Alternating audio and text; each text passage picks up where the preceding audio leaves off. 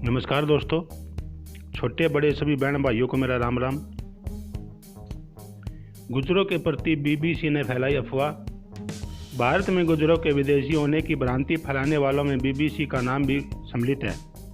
जब राजस्थान में गुर्जर आरक्षण आंदोलन चल रहा था, तब 29 दिसंबर 2010 को बीबीसी की ओर से जारी की गई एक रिपोर्ट में कहा गया कि प्राचीन इतिहास के जानकारों के अनुसार गुर्जर मध्य एशिया के कॉकेस क्षेत्र अभी के आर्मेनिया और जॉर्जिया से आए थे, लेकिन इस इलाके से आए आर्यों से अलग थे। कुछ इतिहासकार इन्हें उन्हों का वंशज भी मानते हैं। भारत में आने के बाद कई वर्षों तक ये योद्धा रहे और 6वीं सदी के बाद ये सत्ता पर भी काबिज होने लगे। 7वीं से 12वीं सदी में गुर्जर कई जगह सत्ता में थे। गुर्जर प्रतिहार वंश की सत्ता कन्नौज से लेकर बिहार, उत्तर प्रदेश, महाराष्ट्र और गुजरात तक फैली थी। मीर भोज को गुर्जर प्रतिहार वंश का बड़ा शासक माना जाता है और इनकी लड़ाई बिहार के पाल वंश और महाराष्ट्र के राष्ट्रकूट शासकों से होती रहती थी।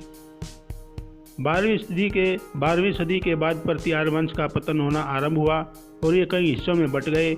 गुर्जर समुदाय से अलग हुए सोलंकी, प्रतिहार और तोमर जातियां प्रभावशाली हो गई और राजपूतों के साथ मिलने लगी। अन्य गुर्जर कबीलों में बदलने लगे और उन्होंने खेती और पशुपालन का काम अपनाया। ये गुर्जर राजस्थान, हिमाचल प्रदेश, जम्मू कश्मीर जैसे राज्यों में फैले हुए हैं। इतिहासकार कहते हैं कि विभिन्न राज्यों के गुर्जरों के चेहरे की बनावट में भी स्पष्ट अंतर दिखाई देता है। राजस्थान में इनका बहुत सम्मान है और इनकी तुलना जाटो या मीणा समुदाय से एक हद तक की जा सकती है। उत्तर प्रदेश, हिमाचल और जम्मू कश्मीर में रहने वाले गुर्जरों की स्थिति थोड़ी अलग है, जहां हिंदू और मुसलमान दोनों ही गुर्जर देखे जा सकते हैं। जबकि राजस्थान में सारे गुर्जर हिंदू हैं, मध्य प्रदेश में चंबल के जंगलों में गुर्जर डाकुओं के सामने आए हैं।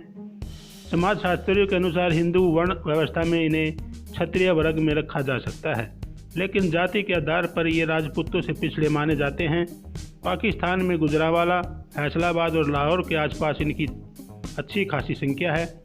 भारत और पाकिस्तान में गुर्जर समुदाय के लोग ऊंचे पदों पर भी पहुंचे हैं।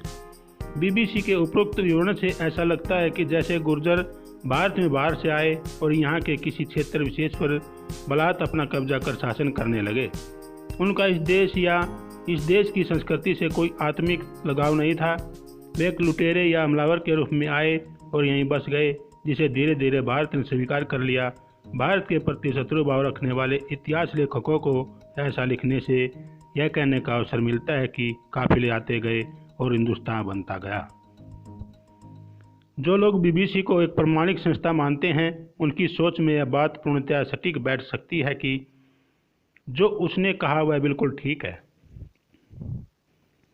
परंतु सच यह नहीं है। सच की पड़ताल करने के लिए हमें आर्यावर्त, भरतखंड और जम्बूद्वीप की वास्तविकता को देखना होगा और यह भी पड़ताल करनी होगी कि क्या जम्बूद्वीप के निवासियों को उस समय किस नाम से पुकारा जाता था, और यदि वह सब आर्य थे तो वहाँ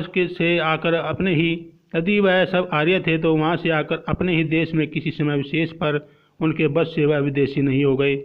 इसे ऐसे ही माना जा सकता है जैसे आज के भारत या पंजाब का कोई व्यक्ति तमिलनाडु में जाकर बस जाए तो आने वाले समय में उसकी पीढ़ियों को विदेशी नहीं कहा जा सकता। जय हिंद, जय भारत मित्रों। डॉक्टर राकेश कुमार आर्य जी, धन्यवाद, शुक्रिया। इस वीडियो को ज़्यादा से ज़्यादा लाइक करें और शेयर करें और हमारा भारत यूट्यूब चैनल सब्सक्राइब करें। धन्यवाद, शुक्रिया। जय हिंद, जय भारत।